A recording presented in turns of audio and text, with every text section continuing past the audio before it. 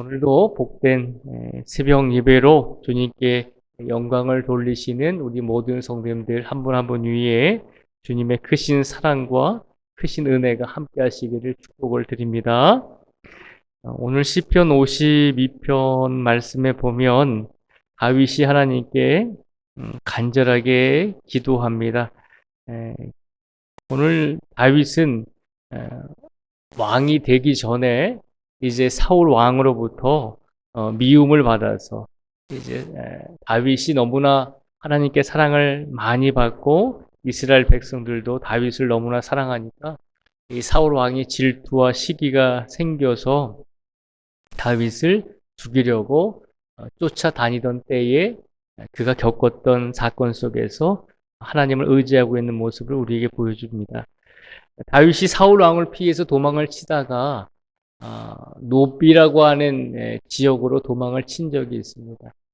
그 노비라고 하는 곳은 제사장들이 살던 지역이었습니다. 그래서 다윗이 살기 위해서 도망을 치다가 제사장들이 모여서 살고 있는 노비라고 하는 지역에 가서 그곳에서 아히멜렉이라고 하는 제사장의 도움으로 먹을 것도 얻게 되고 또 도망을 잘 칠 수 있는 그런 또 힘을 얻게 됩니다. 그렇게 도움을 받아서 다윗이 도망을 쳤는데 이 소식을 사울 왕이 듣게 되었어요. 그래서 사울 왕이 이 아히멜렉에 살고 있는 그 지역의 사람들을 보내서 다윗을 도와주었기 때문에 아히멜렉 제사장뿐만 아니라 함께 살고 있던 제사장 85명을 다 죽여버리게 됩니다. 이유가 딱 하나였어요. 도망치는 다윗을 도와주었다는 것입니다. 제사장들만 죽인 것이 아니라 사울은 마음속에 얼마나 화가 났는지 제사장들의 가족까지, 아이들까지, 그리고 그 지역에 살고 있었던 모든 가축들까지도 다 몰살을 시켜버렸습니다. 그러니까 다윗이 도망을 치다가 그 소식을 듣게 되었어요. 자신을 도와준 아히멜렉 제사장과 그리고 함께 예배를 드리던 제사장들 85명과 모든 가족이 사울 왕에 의해서 몰살을 당했습니다라고 하는 그런 소식을 듣게 됩니다. 그래서 이 다윗이 그 소식을 듣고 하나님께 기도한 내용이 오늘 본문의 말씀입니다. 근데 오늘 본문의 말씀을 가만히 보면 하나님을 원망하거나 혹은 제사장들을 죽인 이 사울 왕을 하나님께서 좀 벌해 주십시오라고 하는 그런 어떤 간구를 하지 않습니다. 다윗은 그 소식을 듣고 하나님께 어떻게 고백을 하냐면요. 7절과 8절에 보면 이렇게 고백을 하고 있습니다. 먼저 7절에 보면요.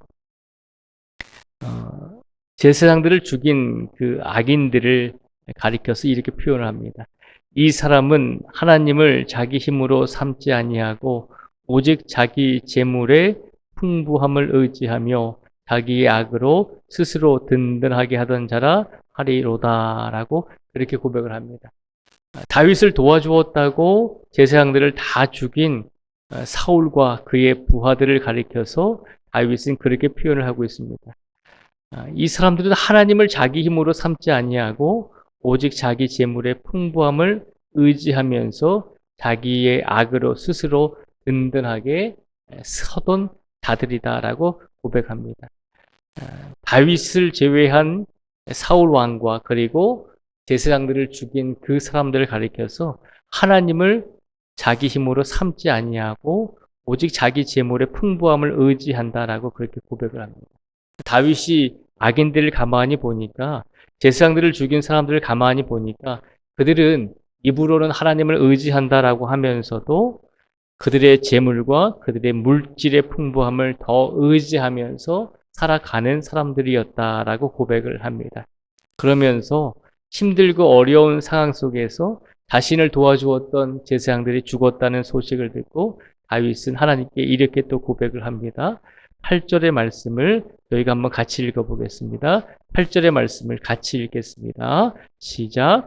그러나 나는 하나님의 집에 있는 푸른 감람나무 같으며 하나님의 인자하심을 영원히 의지하리로다. 아멘. 도망을 치고 있는 다윗이 자신을 도와주었던 제사장들이 다 죽었다라고 하는 소식을 듣고 하나님을 원망하거나 하나님을 비난하거나 하지 않습니다. 다윗이 얼마나 기가 막혔을까요? 자신이 살기 위해서 도움을 청했는데 자신을 도와준 그 사람들을 다윗을 도와주었다는 그 이유 하나 때문에 제사장들과 그리고 그의 가족들까지도 다 죽임을 당했다는 것입니다. 일반적인 사람들 같으면 아마 하나님을 원망하거나 스스로를 자책했을 것입니다. 내가 뭐하러 그 사람에게 도움을 청했는가? 그 사람이 나를 도와주었는데 하나님께서는 그 사람에게 은혜를 주시지는 못할지언정 그 사람이 죽도록 내버려 두시는가? 그런 하나님이라면 내가 믿을 필요가 없고 내가 의지할 필요가 없지 않은가? 그렇게 생각할 수도 있습니다. 그런데 다윗은 힘들고 어려운 상황 속에서 더 하나님께 기도하죠. 나는 하나님의 집에 있는 푸른 감람나무 같음이요. 하나님의 인자하심을 영원히 의지하겠습니다. 라고 고백을 합니다. 힘들고 어려울수록 자신 때문에 어려운 일을 당한 사람들의 모습을 보면서 다윗은 더 고백을 하죠. 나는 하나님의 집에 있는 푸른 감람나무와 같다라고 고백을 합니다. 하나님, 내가 힘들고 어려운 상황 속에 있지만 그래도 내가 믿고 의지하는 것은 나는 하나님의 집에 있는 푸르른 감람나무와 같은 존재임을 나는 믿습니다. 라고 그 믿음을 가지고 하나님을 의지하고 있는 것을 볼 수 있습니다.